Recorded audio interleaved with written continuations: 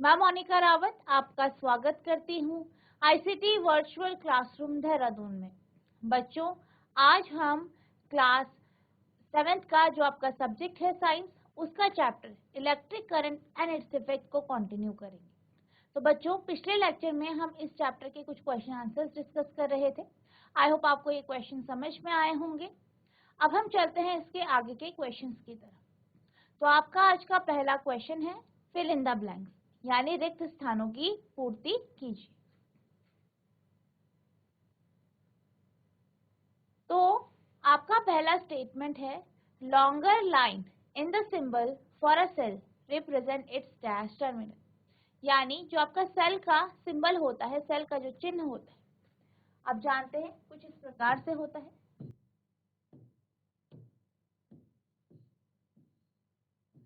तो इस पे दो आपने देखा होगा कि दो लाइन होती है, एक लाइन लंबी होती है, दूसरी लाइन छोटी हो। तो यहाँ पे जो ये लंबी लाइन है, ये जो लंबी लाइन है, ये जो है आपका उस छोर को दर्शाती है जो पॉजिटिव टर्मिनल से जुड़ा होता है, या फिर आपके सेल के पॉजिटिव टर्मिनल को जो है ये दर्शाती है। वहीं जो आपकी छोटी लाइन है, ये नेगेटिव टर्मिनल को यानी प्रिंट टर्मिनल को ये शो करती है। तो यहाँ पे आपसे पूछा गया है longer line in the symbol for a cell represent its dash terminal. तो जो सिंबल होता है सेल का, उसमें जो लंबी लाइन होती है वो किसे दर्शाती है? ये जो है आपके पॉजिटिव टर्मिनल को यानी धन टर्मिनल को दर्शाती है। नेक्स्ट टॉपिक है या नेक्स्ट जो आपका स्टेटमेंट है, द कॉम्बिनेशन ऑफ टू और more cell is called a dash. दो या दो से अधिक सेलों का संयोजन, जो दो या दो से अधिक सेल है उनका संयोजन क्या कहलाता है, ये आपसे पूछा गया। तो यहाँ पे क्या बात की गई है, यहाँ पे ये कहा गया है कि आपके पास दो या दो से अधिक सेल हैं,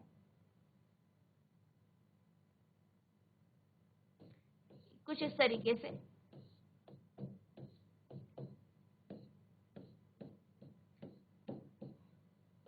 या आप इस तरीके से समझ सकते हैं।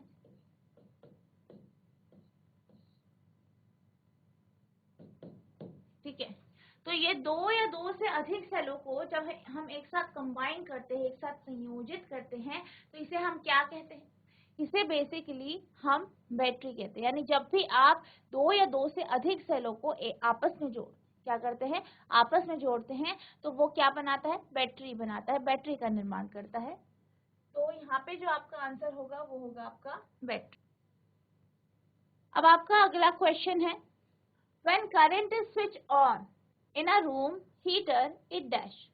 जैसे ही एक कमरे में रखे रूम हीटर के स्विच को हम ऑन करते हैं, आपके कमरे में एक रूम हीटर है, उसके स्विच को हम ऑन करते हैं, तो क्या होता है फिर?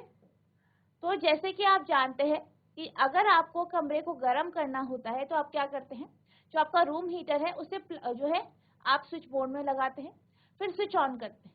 स्विच ऑन होने के कारण जो आपका इलेक्ट्रिक हीटर है या विद्युत हीटर है, उसमें क्या जाती है? विद्युत धारा। विद्युत धारा उसमें जाती है, उसमें प्रवाहित होती है, और प्रवाहित होने के कारण जो उसका एलिमेंट होता है उससे फ्लो करती है, और क्या करती है वो हीट यानी जो आपकी ऊष्मा है उसे उत्पन्न करता है या उसे उत्सर्जित करती है। ठीक है, तो यहाँ पे क्या कहा गया है कि जब आप करंट का जो स्विच है उसे ऑन करते हैं, किसी रूम हीटर में करंट का जो स्विच है उसे ऑन करते हैं, तो क्या होता है? तो आपका जो रूम हीटर होता है वो हीट यानी ऊष्मा को उत्पन्न करता है या उत्सर्जित करता है। तो क्या उत्पन्न करता है? ऊष्मा। क्या उत्सर्जित करता है? ये ऊष्मा उत्सर्जित करता है। अब आपका अगला प्रश्न है the safety device based on heating effect of electric current is called, यानी वह सुरक्षा युक्ति जो कि इलेक्ट्रिक करंट या विद्युत धारा के जो है हीटिंग इफेक्ट यानी तापीय प्रभाव के ऊपर कार्य करती है। तो यहाँ पे आपसे बात की गई है ऐसी सुरक्षा युक्ति या फिर सेफ्टी डिवाइस की जो कि जब उससे करंट फ्लो करती है तो वो क्या करती है? वो हीटिंग इफेक्ट यानी तापीय प्रभाव के ऊपर कार्य करती है। तो बच्चों, जैसे कि आप जानते हैं आपने ये देखा होगा, या हमने जब चैप्टर पढ़ रहे थे हमने ये डिस्कस किया था कि जो हमारे घर होते हैं, ठीक है, उसमें एक जो है फ्यूज लगा होता है। फ्यूज एक युक्ति होती है जो कि जो हमारे करंट है, करंट अगर ज्यादा फ्लो कर देता है उससे हमें बचाती है, यानी ये एक सेफ्टी डिवाइस के तौर पर, सुरक्षा युक्ति के तौर पर कार्य करती है। अब आप ये जानते हैं कि जो आपका फ्यूज होता है, फ्यूज को हम मेन सप्लाई के बाद लगाते हैं। बेसिकली होता क्या है कि कई बार ज्यादा करंट फ्लो हो जाती है या फिर ओवरलोडिंग हो जाती है, जिसके कारण आपका जो सर्किट है उससे ज्यादा धारा या करंट फ्लो करती है। अब ज्यादा धारा या करंट इससे फ्लो होती है तो उससे क्या हो सकता है, उससे आपके जो घरों में रखे हुए अप्लायंसेस हैं, जो भी आपका सामान है वो खराब हो सकता है, वो जल सकता है। तो इससे जलने को, जो आपके घर है उसकी जो अप्लायंसेस हैं उन्हें जलने से बचाने के लिए जो है, उनको जलने से बचाने के लिए जो है फ्यूज का उपयोग किया जाता है। बेसिकली फ्यूज में एक तार होती है जिसका मेल्टिंग पॉइंट जो होता है लो होता है, यानी जिसका गलनांक कम होता है। अब इसका जो गलनांक है वो कम होता है, जिस कारण जैसे ही एक लिमिट के बाद या एक लिमिट के आगे जो धारा है, धारा ज्यादा होती है, तो क्या होता है, जो फ्यूज है वो गल जाता है, ठीक है, वो गल जाता है, वो सर्किट को ब्रेक कर देता है और आगे करंट या धारा प्रवाहित नहीं होती है, जिससे आपके जो अप्लायंसेस हैं वो जलने से बच जाते हैं। ठीक है, तो आप किसका उपयोग करते हैं, फ्यूज का उपयोग करते हैं, जो कि आपके तापीय, जो आपके विद्युत धारा का तापीय प्रभाव है इसके ऊपर कार्य करती है। ठीक है, तो आपका जो इसका आंसर है वो है आपका the safety device based on the heating effect of electric current is called a fuse.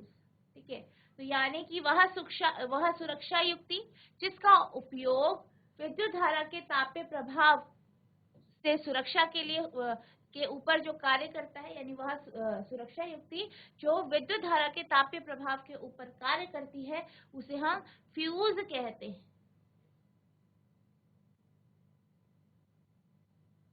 अब आपका अगला प्रश्न है, mark T if the statement is true and F if the statement is false. यानी अगर स्टेटमेंट या कथन सही है तो आपको टी जो है ट्रू लिखना है, या फिर अगर गलत है तो फॉल्स या एफ। तो आपका पहला स्टेटमेंट है, to make a battery of two cell the negative terminal of one cell is connected to the negative terminal of other cell.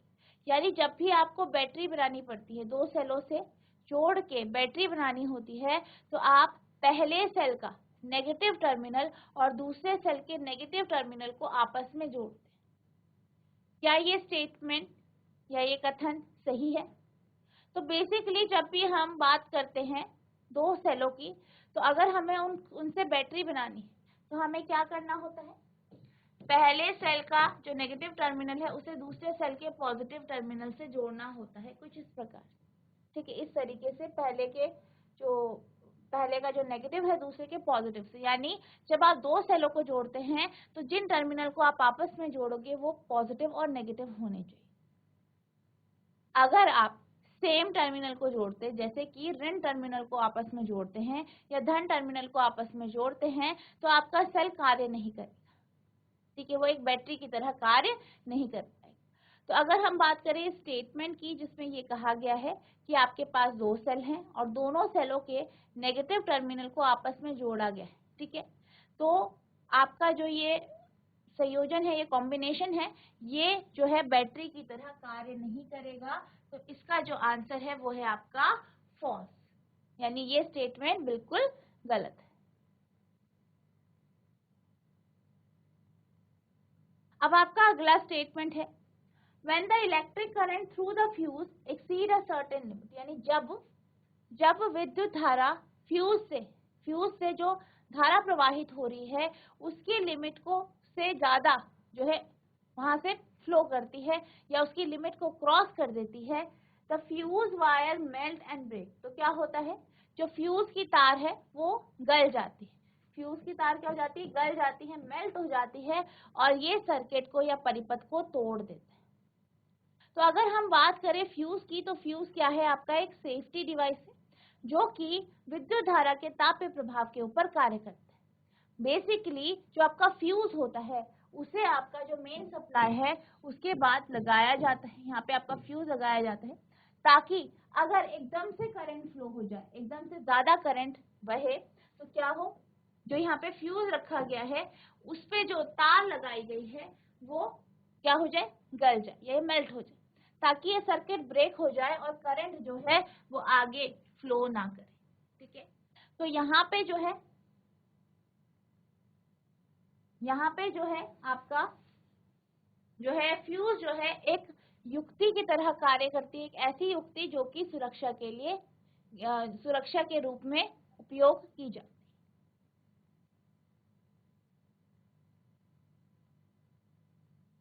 अब आपका अगला प्रश्न है, do you think an electromagnet can be use for separating plastic bags from a garbage heap? क्या आपको लगता है कि आप विद्युत चुंबक का उपयोग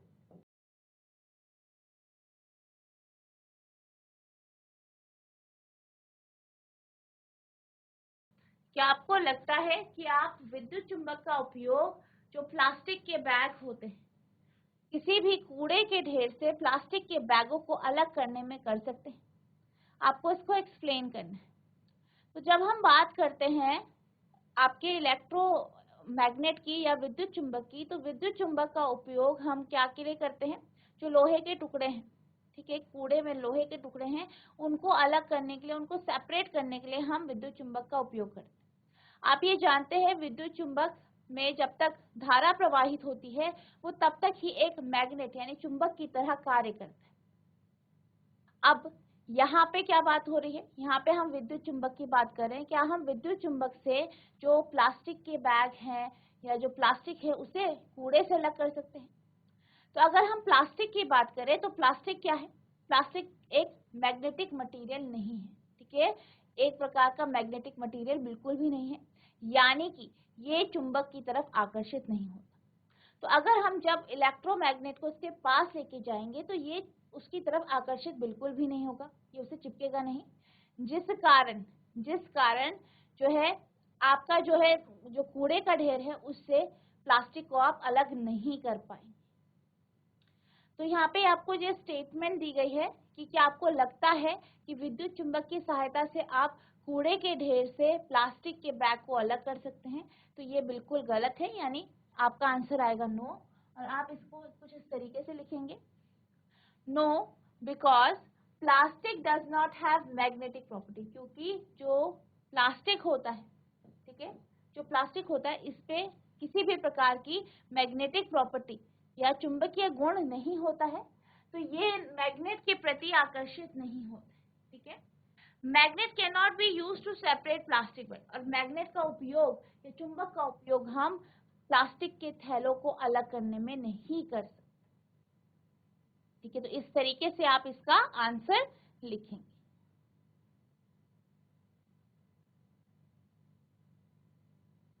अब आपका अगला प्रश्न है, an electrician is carrying out some repair in your house, how we want to replace a fuse by a piece of wire, would you agree, give reason for your response.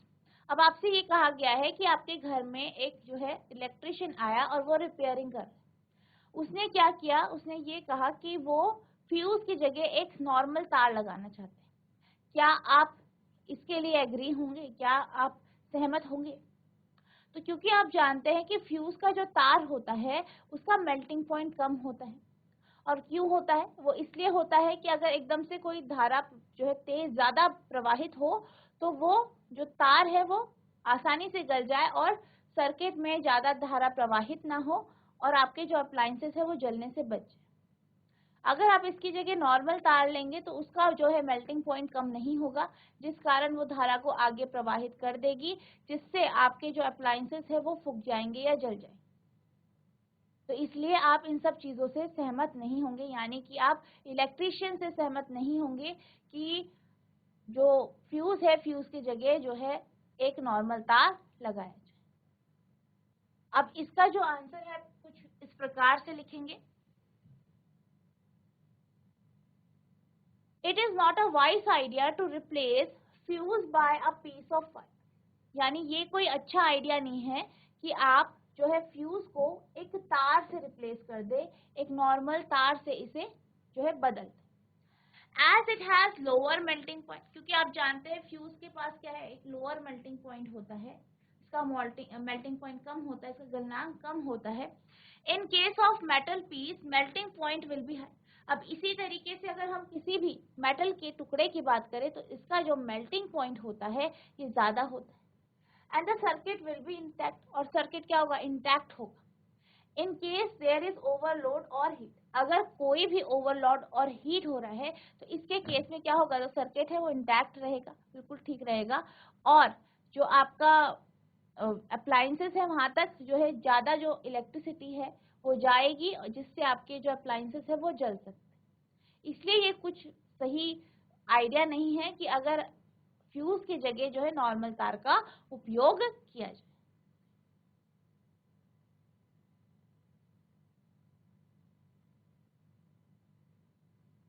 Next आपका question है, Juveda made an electric circuit using a cell holder shown in figure, a switch and a bulb. अब जुवेदा ने क्या किया, एक electric circuit या विद्युत परिपथ बनाया जिसमें उसने एक सेल के होल्डर का उपयोग किया, स्विच का उपयोग किया और बल्ब का उपयोग किया। When she put the switch in on position, जब उसने स्विच को ऑन पोजीशन में रखा, ऑन की स्थिति में रखा, the bulb did not glow, तो बल्ब जो है वो दीप्त नहीं हुआ। ठीक है। Help Juveda in identifying the possible defects in the circuit, आपको जुवेदा की हेल्प करनी है ताकि वो जो भी डिफेक्ट इसमें हुआ है, इस सर्किट में, इस परिपथ में हुआ है, उसको वो पहचान सके। ठीक है, तो ये आपसे पूछा गया है। अब आपके पास सर्किट है, ये क्या है, आपका सेल होल्डर है।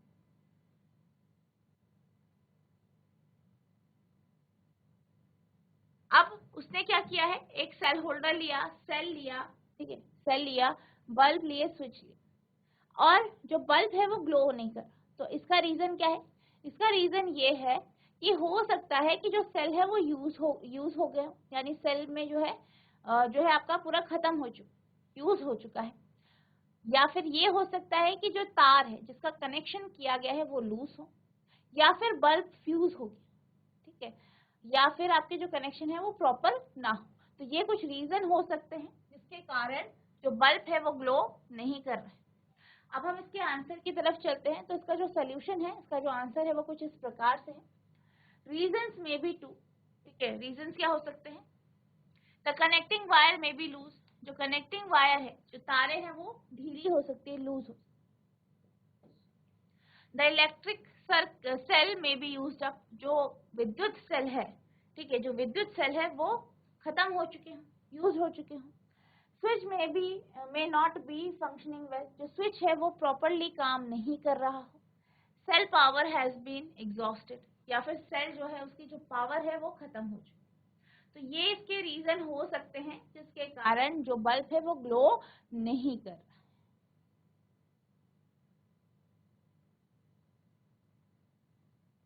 अब आपका अगला क्वेश्चन है, इन the circuit shown in figure,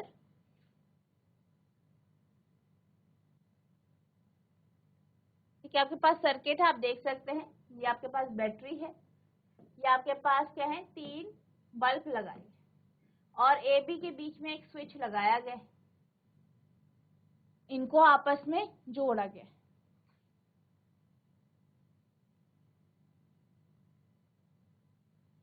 Would any of the bulb glow when the switch is in off position? आपको ये बताना है कि निम्न जो आपको दिया गया है, जो फिगर है, उसमें से कोई एक बल्ब ग्लो करेगा जब स्विच ऑफ। अगर हमने स्विच ऑफ किया तो क्या इनमें से कोई बल्ब ग्लो करेगा?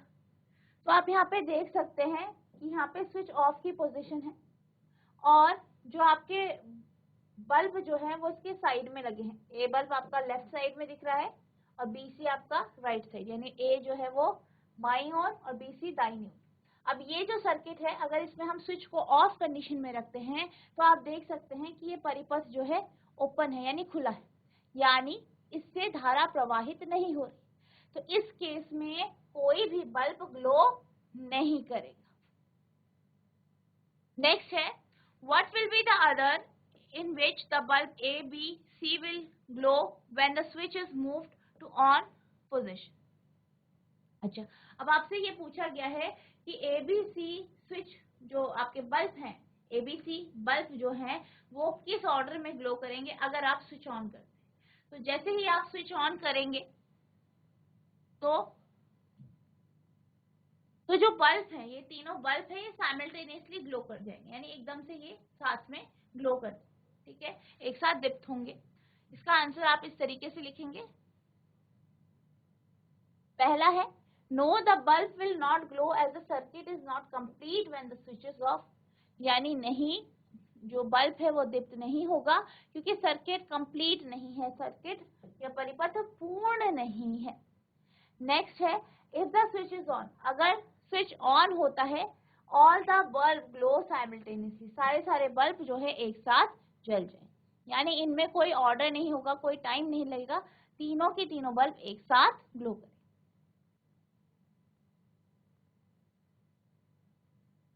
अब हम चलते हैं मल्टीपल चॉइस क्वेश्चंस की तरफ।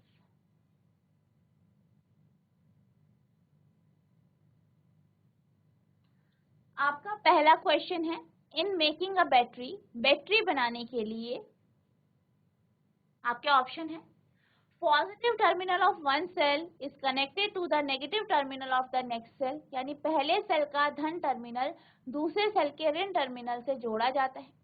Positive terminal of one cell is connected to the positive terminal of next cell, पहले सेल का धन टर्मिनल दूसरे सेल के धन टर्मिनल से जोड़ा जाता है।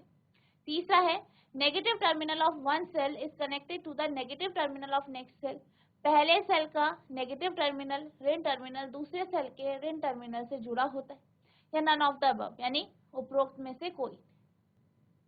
तो जैसे कि आप जानते हैं जब हम बैटरी का निर्माण करते हैं तो दो सेलों को आपस में संयोजित करते हैं या दो से ज्यादा सेलों को संयोजित करते हैं। किस प्रकार से इन्हें संयोजित किया जाता है, किस प्रकार से इन्हें कंबाइन किया जाता है, पहले सेल का धन टर्मिनल दूसरे सेल के ऋण टर्मिनल से जोड़ा जाता है, कुछ इस तरीके से। ये आपका सेल है, ठीक है, पहले सेल का आप अगर नेगेटिव टर्मिनल ले रहे हैं तो दूसरे सेल का आपका क्या होगा, पॉजिटिव टर्मिनल। इस तरीके से जब आप सेल को संयोजित करते हैं तो वो बैटरी की तरह कार्य करता है, ठीक है। तो अगर हम बात करें कि जब भी हमें बैटरी बनानी है तो हमें क्या करना है, पहले सेल का पॉजिटिव टर्मिनल दूसरे सेल के नेगेटिव टर्मिनल से कनेक्ट करना पड़ेगा, जोड़ना पड़ेगा, या फिर पहले सेल का ऋण टर्मिनल को दूसरे सेल के धन टर्मिनल से जोड़ना पड़ेगा, ठीक है। यानी आप कैसे भी कर सकते हैं, लेकिन दोनों टर्मिनल जो आपस में जोड़े जा रहे हैं वो अलग अलग होने चाहिए, एक जैसे बिल्कुल भी नहीं होने चाहिए। अब यहाँ पे आपसे जो स्टेटमेंट पहली है उसमें कहा गया है कि पॉजिटिव टर्मिनल को धन टर्मिनल को ऋण टर्मिनल से जोड़ना चाहिए, ठीक है, ताकि आपकी बैटरी बने। तो अगर हम बात करें इस क्वेश्चन की तो इसका जो आंसर है वो आपका ए है, यानी positive terminal of one cell is connected to negative terminal of the next cell, यानी पहले सेल का धन टर्मिनल दूसरे सेल के ऋण टर्मिनल से जोड़ा जाता है। अब अगला क्वेश्चन है वेयर कैन द की और switch be placed in the circuit, यानी सर्किट में की या स्विच को कहाँ पे लगाना चाहिए। पहला है left side of the battery, battery के बाईं ओर। दूसरा है right side of battery, battery के दाहिनी ओर। Can be placed anywhere in the circuit, circuit में कहीं भी लगा सकते हैं, या near the positive terminal of the bulb, यानी बल्ब के पॉजिटिव टर्मिनल के पास। अब अगर हम बात करें स्विच की तो स्विच आप किसी भी सर्किट में कहीं पे भी लगा सकते हैं। स्विच का कार्य होता है सर्किट को तोड़ना, ब्रेक करना, ठीक है, ताकि आप करंट के फ्लो को कंट्रोल कर सकें, ठीक है। अब यहाँ पे स्विच आप किसी भी जगह लगा सकते हैं, कोई एक पर्टिकुलर स्थान नहीं है जहाँ पे आप स्विच लगाएंगे। तो इस जो ये क्वेश्चन है इसका जो आंसर है वो है आपका ऑप्शन सी, यानी can be placed anywhere in the circuit, यानी सर्किट में या परिपथ में आप कहीं भी इसे जोड़ सकते हैं या लगा सकते हैं।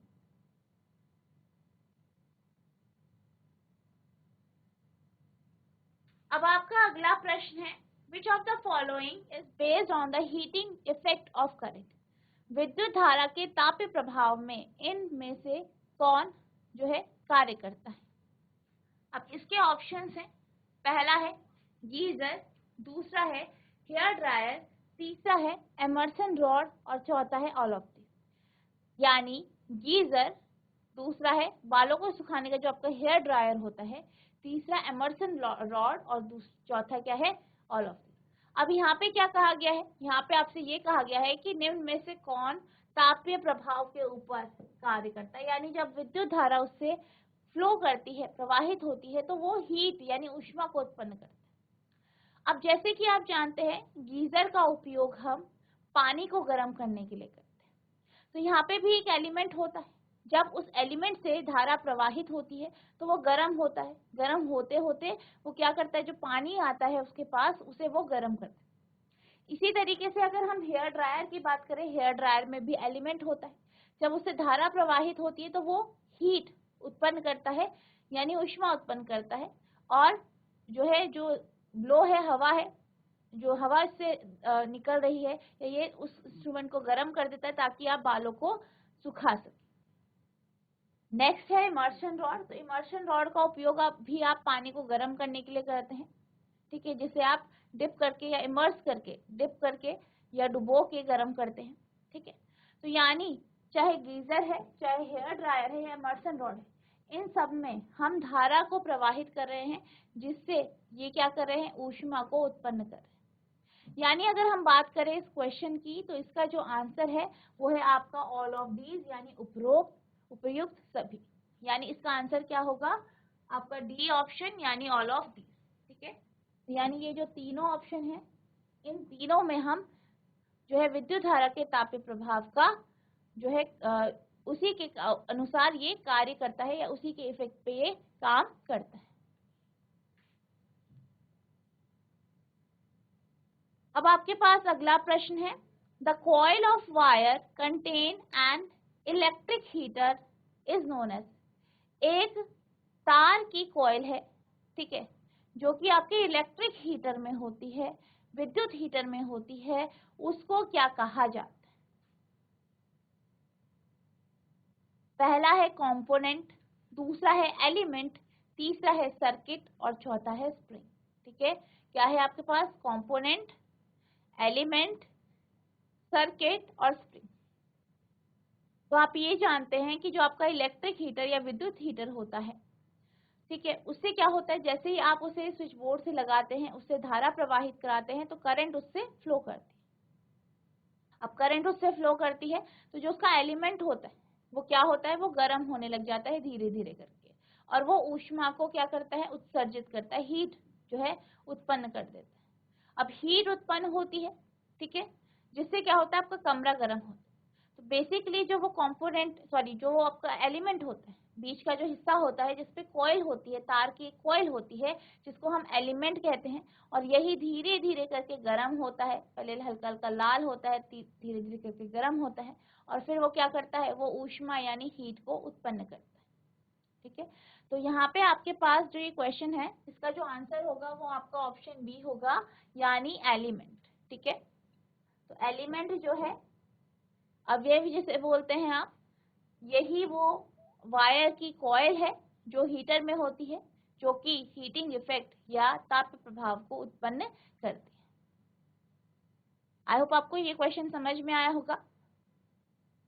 अब आपका अगला प्रश्न है, the amount of heat produce in a wire depends upon, यानी किसी भी तार से जो ऊष्मा उत्पन्न हो रही है वो किसके ऊपर निर्भर करती है?